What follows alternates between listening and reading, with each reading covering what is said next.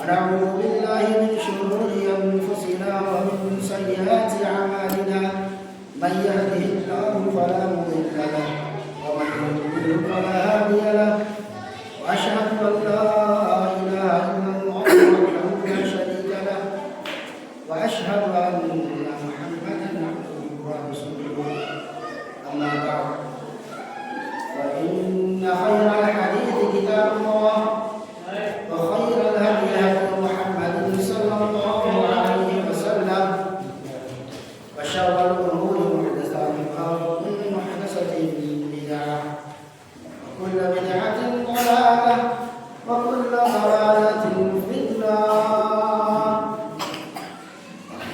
فأعوذ بالله السميع العليم من الشيطان الرجيم. بسم الله الرحمن الرحيم.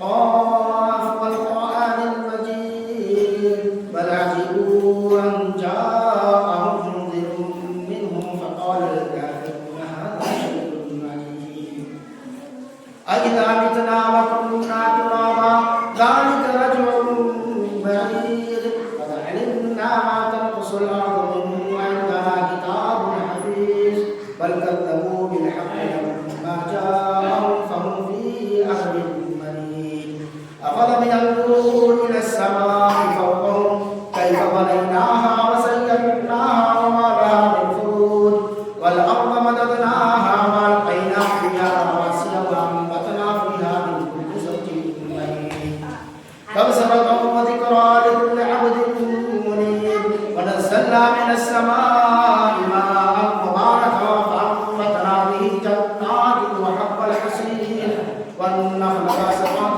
لها فرع نضيد رزقا للعباد وأحيينا به بلدة ميتا كذلك الخروج كذبت قبلهم قوم نوح وأصحاب الرس وثمود وعاد وفرعون وإخوان لوط وأصحاب الأيكة قوم تبع كل كذب الرسل فحق وعيد أفعينا بالخلق الأول بل هم في لبس من خلق جديد. قال تعالى بنصرنا يا أيها الذين آمنوا كتب عليكم الصيام كما كتب على الذين من قبلكم لعلكم تتقون. رب اشرح لي صدري ويسر لي أمري واحلل عقدة من لساني يفقهوا قولي. رب زدني علما رب زدني علما رب زدني علما. تمام کی تمام تعریف کبریائی و برائی اس اللہ رب العالمین کے لیے لائق و زیبا ہے جو تنہا اس کائنات کا مالک و حاکم ہے، مختار کل ہے،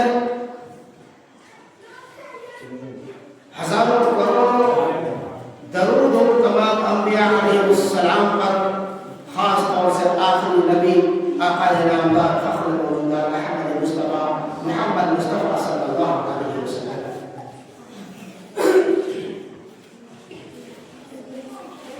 محترم حاضرین جمعہ، پردہ نشین خواتین اسلام، اللہ رب العالمین کا بہت بڑا احسان و کرم ہے کہ اللہ رب العالمین نے ہمیں اور آپ کو اپنے گھر میں بلانے کے لائق سمجھا. اللہ رب العالمین ہمیں اور آپ کو اپنے گھر میں آنے کے لائق سمجھا اور ہمیں توفیق بخشی.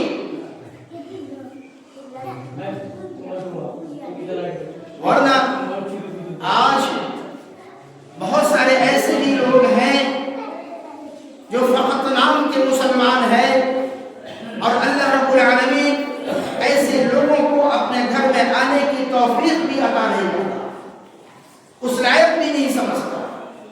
ہم لوگ خوش قسمت ہے کہ اللہ رب العالمین نے ہمیں اپنے گھر میں آنے کی توفیق.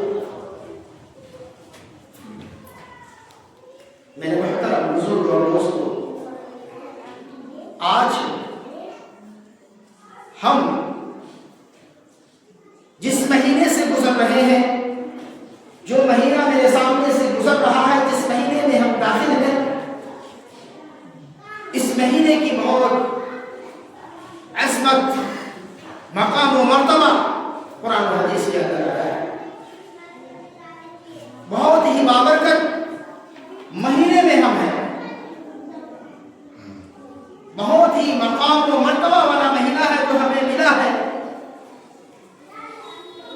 اور اس مہینے میں ہم اپنے وقت کو گزار رہے ہیں۔ محترم بزرگ اور دوستوں، اب غور کیجئے کہ آپ کے اڑوس پڑوس کے بہت سارے ایسے لوگ جو پچھلے سال رمضان میں آپ کے ساتھ تھے،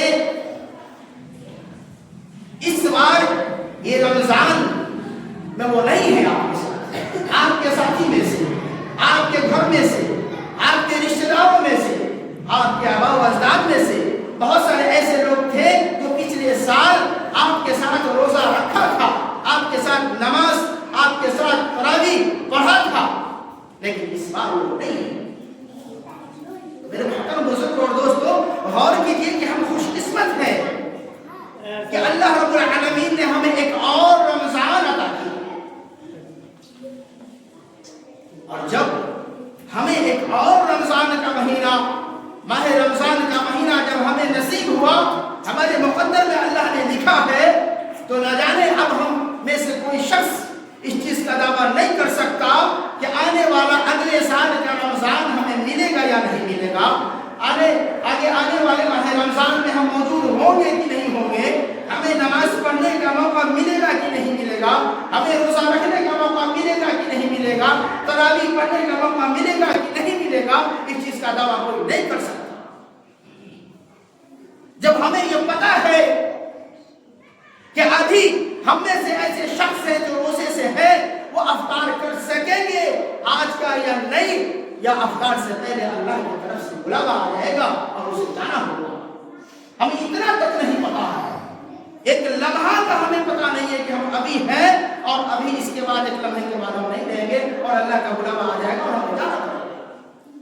جب اتنی سی بھی ہمیں کوئی گارنٹی نہیں دے سکتا، کوئی گارنٹی نہیں ہے، تو پھر ہم اتنے لاپرواہ کیوں ہیں؟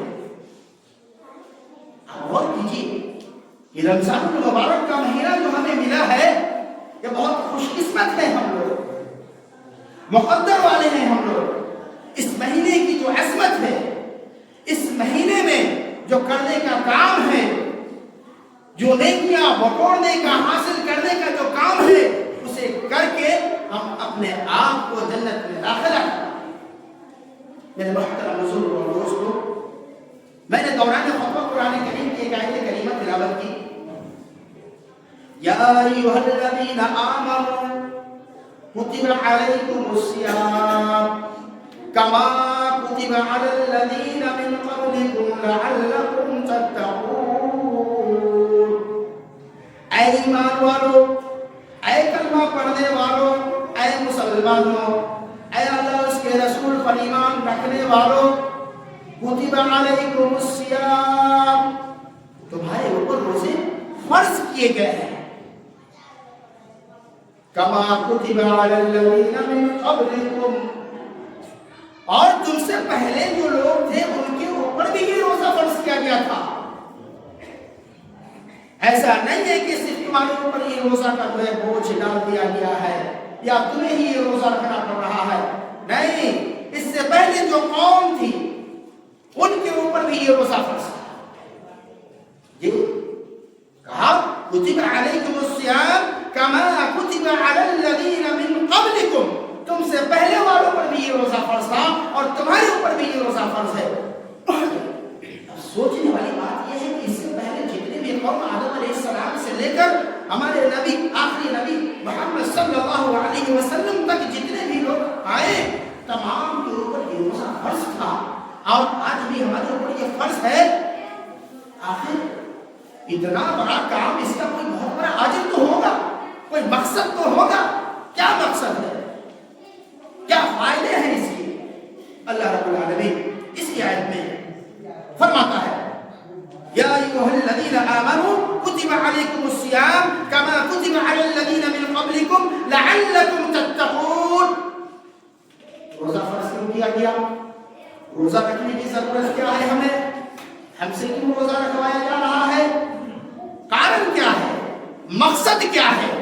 اللہ رب العالمین نے فرمایا لعلکم تتقون، تاکہ تم تقوی اختیار کرو، تم متقی بن جاؤ، تم پرہیزگاری اختیار کر لو۔ پتہ یہ چلا، اس آیت پہ غور کرنے کے بعد پتہ یہ چلا، ہمیں معلوم یہ چلا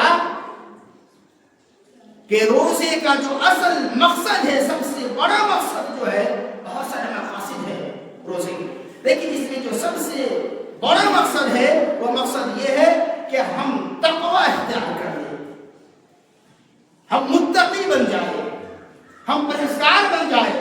کیوں؟ اللہ رب العالمین نے فرمایا کتب علیکم الصیام کما کتب علی الذین من قبلکم لعلکم تتقون، تاکہ تم تقوی اختیار کر لو، تم متقی بن جاؤ۔ یہ تقوی کیا ہے؟ تقوی کیا ہے؟ اگر اس تقوی کے بارے میں سادہ سا سمجھایا جائے، سمپل انداز میں اگر بتا دیا جائے کہ تقوی کیا ہے، تو آپ یہ سمجھ لیجئے کہ جن چیزوں کو اللہ اس کے رسول نے کرنے کا حکم دیا اسے آپ بجا لائیے، اور جن چیزوں کو اللہ اس کے رسول نے جن چیزوں سے روک دیا آپ اس سے رک جائیے، اسی کا نام تقوی ہے۔ جن چیزوں کا حکم کرنے کا ہے اس سے آپ کریے، اور جن چیزوں کے نہ کرنے کا حکم ہے آپ ان سے رک جائیے، آپ منع ہو جائیے، آپ پرہیز کر جائیے، آپ بچ جائیے، اسی کا نام جی اللہ کا ڈر، اللہ کا خوف جس کے اندر پیدا ہو رہا ہے وہی متقی، وہی پرہیزگار ہوتا ہے۔ تو روزے کا جو اصل مقصد ہے کہ ہم متقی بن جائے، ہم پرہیزگار بن جائے، ہمارے اندر پرہیزگاری آ جائے، یہ اصل مقصد ہے۔ اب میرے محترم بزرگ اور دوستو، غور کرنے کی بات ہے کہ یہ اسلامی مہینوں میں سے 9واں مہینہ ہے۔ ہر سال 11 مہینوں کے بعد یہ مہینہ بار بار ہمارے سامنے آتا ہے اور ہمیں یہ ایک سبق دے کے جاتا ہے، ہمیں ایک سبق دے کر جاتا ہے، اور بار بار آنے کا مقصد ہے کہ انسان اس دنیا کے اندر جو اللہ رب العالمین نے اسے زندگی عطا کیا ہے، وہ اللہ رب العالمین کے حکموں کے پابند ہو کر، قرآن و حدیث کے روشنی میں اللہ اس کے رسول کے فرما بردار ہو کر اپنی زندگی کو گزارے، اپنے ایک ایک لمحات کو اس طریقے پہ گزارے۔ تو ہم وقتاً فوقتاً اس راستے سے ہٹ جاتے ہیں، دین سے دور ہو جاتے ہیں، طرح طرح کے غلط کاموں میں ہم ملوث ہو جاتے ہیں، میرا ایمان جو ہے کمزور ہو جاتا ہے، کمزور ہو جاتے ہیں۔ اللہ رب العالمین نے یہ ایک مہینہ کا جو معاملہ رکھا ہے، یہ سمجھ لیجئے کہ ہمارے اور آپ کے لیے یہ ایک تربیت کا، ایک مہینہ کا یہ کورس ہے، ایک مہینے کا تربیت کا یہ کورس ہے۔ اس ایک مہینے میں جس نے اپنے آپ کو ایسے سانچے میں ڈھال لیا، اپنے آپ کو ایسا بنا لیا جس کو اللہ رب العالمین نے متقیوں میں گینا ہے، تو سمجھ لیجیے کہ وہ کامیاب ہو گیا۔ کیا ہے؟ رمضان کا جب مہینہ آتا ہے تو ہم میں سے اکثر لوگ طرح طرح کے جھوٹ، غیبت، چغلی، گناہ کے کاموں سے اپنے آپ کو ہم بچانے کی کوشش کرتے ہیں اور بچا لیتے ہیں۔ جو بھی اللہ رب العالمین کی طرف سے جو منہیات ہے ہم اس سے روکنے کی کوشش کرتے ہیں، اور پوری طرح سے اپنے آپ کو تیار کرتے ہیں۔ اس مہینے میں ہم جھوٹ بولنا چھوڑ دیتے ہیں، ہم جو ہے گناہوں کا کام چھوڑ دیتے ہیں، ہم دغا بازی کرنا چھوڑ دیتے ہیں، ہم ایک دوسرے کا غیبت کرنا چھوڑ دیتے ہیں، ہم اپنی آنکھوں سے غلط چیزیں دیکھنا چھوڑ دیتے ہیں۔ یہ تمام چیز ہمارے اس تربیت میں ایک مہینے میں ہماری عادت بن جاتی ہے، اور یہ عادت اس لیے بنایا جاتا ہے، یہ تربیت اس لیے دی جاتی ہے کہ اس ایک مہینے میں لیے گئے تربیت، اس ایک مہینے میں جو آپ نے پریکٹس کیا، جس چیز پر آپ نے عمل کیا، اسی عمل کے مطابق، اسی تربیت کے مطابق آنے والے 11 مہینہ ہے اس کو آپ کو اسی کے مطابق گزارنا ہے۔ اس لیے ایک مہینہ میں سمجھے کہ ہماری تربیت کی جاتی ہے۔ رمضان المبارک کے مہینے میں بہت ساری چیزوں کا ہمارے اندر ایک عادت بن جاتا ہے۔ مثلا روزے کے فوائد میں سے جسمانی فوائد بھی ہیں اور روحانی فوائد بھی ہیں۔ جسمانی فائدہ یہ ہے کہ بعض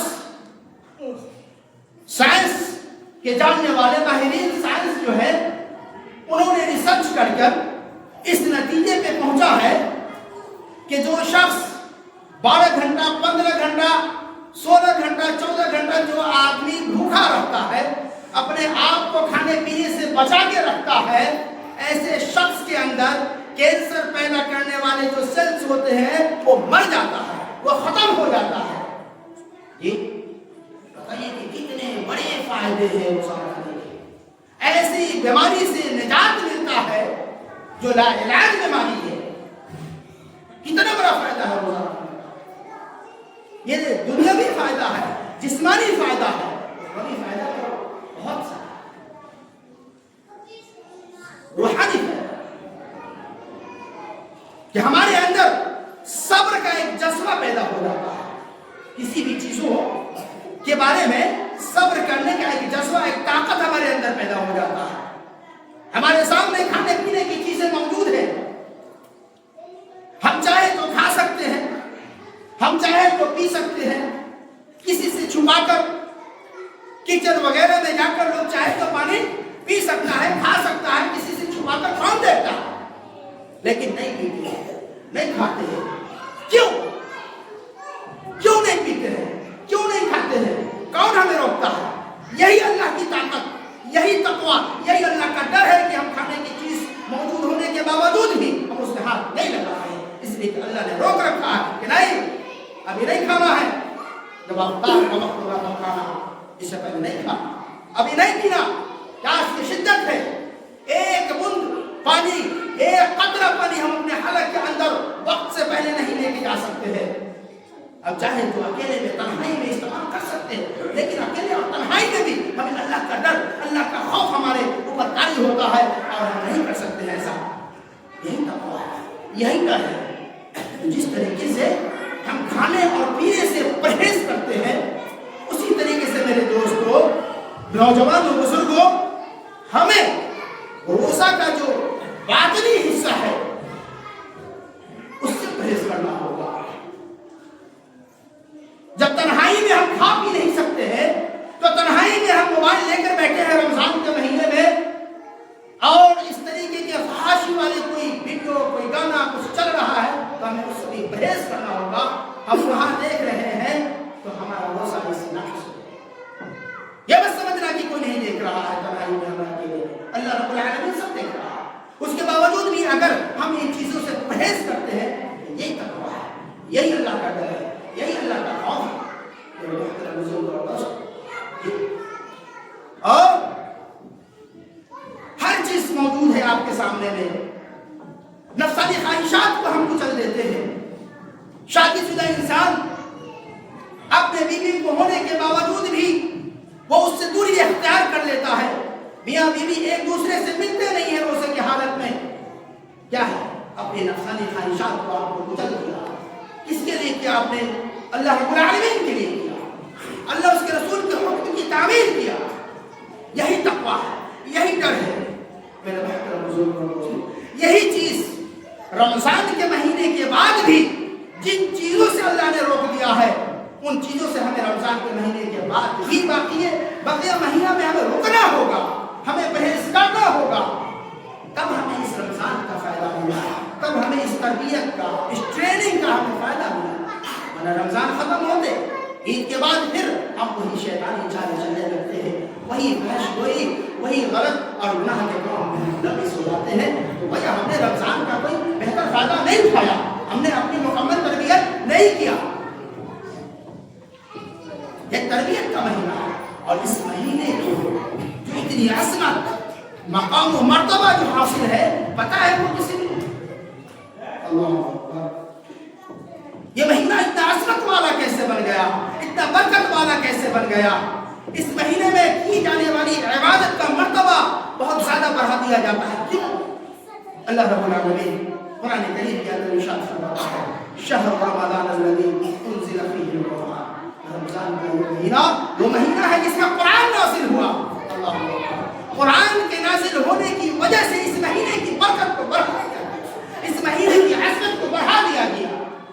وہ مقدس کتاب، جس کتاب کے بعد اللہ رب العالمین فرماتا ہے الف لام میم ذالک الکتاب لا ریب فیہ، یہ وہ کتاب ہے جس میں ذرہ برابر کوئی شک نہیں ہے۔ اس کتاب کے نازل ہونے کی وجہ سے اس مہینے کی عظمت کو بڑھا دیا گیا۔ یہ قرآن وہ کتاب ہے جس رات میں نازل ہوتا ہے، اس رات کی عظمت کو، اس رات کے مقام و مرتبہ کو بڑھا دیا جاتا ہے۔ یہ قرآن جس نبی پہ نازل ہوتا ہے اس نبی کو امام الانبیاء بنا دیا جاتا ہے، رحمت للعالمین بنا دیا جاتا ہے۔ آپ غور کیجئے کہ ہم اگر اس قرآن کے ماننے والے ہو جائے، اس قرآن کے فرمان کے مطابق اپنی زندگی کو گزارنے والے بن جائے اور اس رمضان کے مہینے میں قرآن کی تلاوت زیادہ سے زیادہ کرنے والے ہم بن جائے تو ہمارا مقام و مرتبہ کیا ہوگا، ہمارا عظمت کیا ہوگا۔ ہم اپنے نام اعمال میں ثواب کا ذخیرہ اکٹھا کر لیں گے۔ میرے محترم بزرگوں اور دوستوں، ہم اپنے دامن میں جھانکے کہ ہم نے ثواب کا کام بہت کم کیا ہے، ہمارے نام اعمال میں صرف گناہ ہی گناہ بھرا ہوا ہے۔ یہ رمضان کا جو مہینہ ملا ہے اس کو غنیمت جانیے اور اس میں اللہ رب العالمین کی عبادت کر کے، قرآن کی تلاوت کر کے، روزہ کا پابندی کر کے ہم اپنے نام اعمال کو ثواب کے ذخیرہ سے بھر لیں۔ جی ہمارے حضرت محمد مصطفیٰ صلی اللہ علیہ وسلم نے ارشاد فرمایا، راوی حدیث عبداللہ بن مسعود وہ کہتے ہیں قال رسول اللہ صلی اللہ علیہ وسلم من قرأ حرفا من کتاب اللہ فله به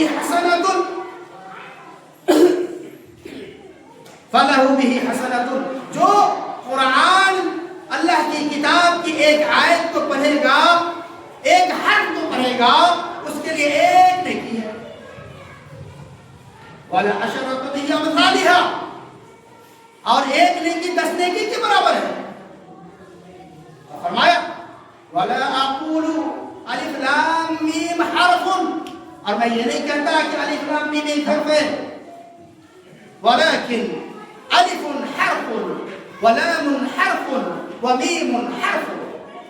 جب فرمایا اللہ کے نبی صلی اللہ علیہ وسلم نے کہ الف ایک حرف ہے، لام ایک حرف ہے، میم ایک حرف ہے، گویا آپ ایک حرف الف لام میم پڑھتے ہیں تو اس نیکی کا مستحق ہے۔ اور رمضان کے مہینوں میں تو عبادت کا مقام و مرتبہ، اس کا اجر و ثواب بہت زیادہ بڑھا دیا جاتا ہے۔ میرے محترم بزرگوں اور دوستوں، غور کیجئے کہ اگر رمضان کے مہینے میں ہم زیادہ سے زیادہ عبادت کریں، ہم زیادہ سے زیادہ قرآن کی تلاوت کریں تو ہمارے نام اعمال میں ثواب کا کتنا ذخیرہ ہوگا۔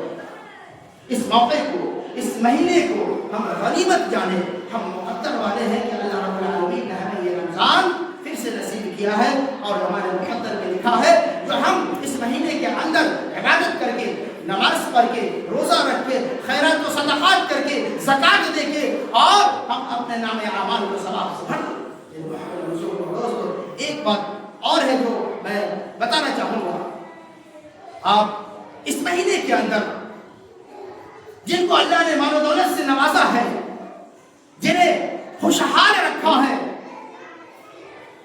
ان سے میں یہ کہنا چاہتا ہوں کہ آپ اپنے اڑوس پڑوس میں، آپ اپنے رشتہ داروں میں، آپ اپنے محلوں میں غور و فکر کیجیے، پتہ کیجیے کہ آپ کا کون سا بھائی ایسا ہے جو روزہ رکھتا ہے لیکن اس کے روزے کھولنے کی، افطار کرنے کی کوئی سامان موجود اس کے گھر میں نہیں ہے۔ وہ غریب ہے، وہ محتاج ہے، وہ ضرورت مند ہے، ایک گلاس پانی لے کر بیٹھا ہوا ہے، اس کے پاس کھانے کے لیے کچھ نہیں ہے، ایک کھجور بھی نہیں ہے اس کے پاس۔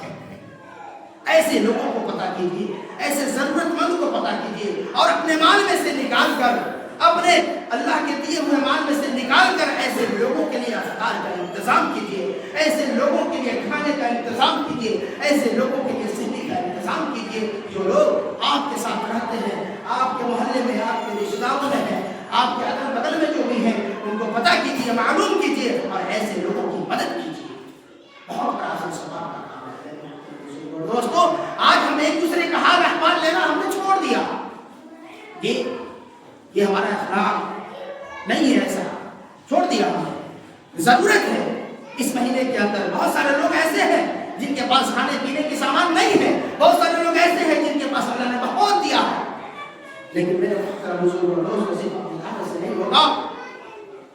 اللہ کے نبی صلی اللہ علیہ وسلم کے سامنے ایک صحابہ حاضر ہوتے ہیں اور کہتے ہیں کہ اللہ کے نبی میں نے بہت بڑا غلطی کر دیا.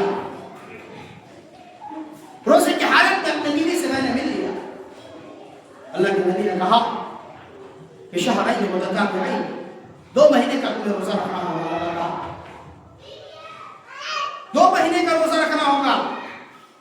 صحابی کہتے ہیں اللہ کے نبی اس کی استطاعت نہیں ہے ہمارے، ہم کمزور ہیں. اللہ کے نبی نے کہا کہ 60 مسکین کو کھانا کھلا دو. صحابی نے کہا کہ نہیں، 60 مسکین کو کھانا کھلانے کا لائق بھی نہیں ہے، ہماری اتنی استطاعت نہیں ہے. پھر اللہ کے نبی نے کہا کہ ایسا کرو، مال صدقہ کر دو، غلام آزاد کر دو، غلام آزاد کر دو. صحابی نے کہا کہ نہیں، غلام آزاد کرنے کے لیے ہمارے پاس حیثیت نہیں ہے، ہم یہ بھی نہیں کر سکتے. اللہ کے نبی نے کہا پھر بیٹھ جاؤ. اتنے میں ایک دوسرے صحابی آتے ہیں اور اللہ کے نبی صلی اللہ علیہ وسلم کے سامنے کھجور پیش کرتے ہیں. اللہ کے نبی اس کھجور کو اس صحابی کو دیتے ہیں اور فرماتے ہیں کہ جاؤ اس کو تم صدقہ کر دو، غریبوں کو، مسکینوں کو، یتیموں کو بانٹ دو، لے جاؤ. وہ صحابی کہتے ہیں اللہ کے نبی اس مدینہ کے اندر ہم سے زیادہ تو کوئی غریب ہے ہی نہیں، ہم کس کو دیں؟ اللہ کے نبی ہنس پڑتے ہیں اور کہتے ہیں کہ جاؤ تم خود کھا لو، اپنے گھر میں اپنے بچوں کو کھلاؤ. تو میرے محترم بزرگ اور دوستوں، رمضان المبارک کے مہینہ کو ہم غنیمت جانتے ہوئے ہم صدقہ اور خیرات، زکوٰۃ و احتیاط وغیرہ پر دھیان دیں اور اپنے نامہ اعمال کے اندر اس پر عمل کر کے ثواب کا ذخیرہ اپنے نامہ اعمال کے اندر رکھیں. ورنہ کیا پتہ ہمیں کل آنے والا رمضان ہمیں ملے گا نہیں ملے گا. اللہ رب العالمین سے دعا ہے کہ اللہ رب العالمین ہمیں اور آپ کو رمضان المبارک کے روزے کی پابندی کرنے کی توفیق عطا فرمائے. 5 وقت نماز باجماعت پڑھنے کی توفیق عطا فرمائے. اور اگر ہمارے یہاں عورتوں کی نماز باجماعت نہیں ہو رہی ہے تو اس کی بھی آپ انتظام کرنے کی کوشش کیجیے تاکہ عورت بھی ہمارے جماعت کے ساتھ نماز پڑھے اور اس کا انتظام ہو اور وہ بھی ثواب کا، جماعت کے ثواب کا مستحق. یہ میرے بزرگ اور دوستو، اللہ نے اگر آپ کو ایسی جگہ عطا کیا ہے تو عورتوں کو بھی دھیان دیا جائے. ورنہ ہم رمضان کے مہینے میں اپنی عورتوں سے صرف کھانا پکانا نہیں لگا دیتے ہیں، اسے عبادت کرنے کا موقع نہیں دیتے ہیں. اسے بھی عبادت کرنے کا موقع دیجیے. وہ صرف کھانے پکانے کے لیے نہیں آئی ہے، صرف آپ کی خدمت کے لیے نہیں آئی ہے. اسے بھی اللہ رب العالمین کے سامنے حاضر ہونا ہے، اسے بھی عبادت کرنے کا موقع ملنا چاہیے. تو اللہ رب العالمین سے دعا ہے کہ اللہ رب العالمین ہمیں اور آپ کو کہنے سننے سے زیادہ عمل کرنے کی توفیق عطا فرمائے. بارک اللہ لنا و لکم فی القرآن العظیم.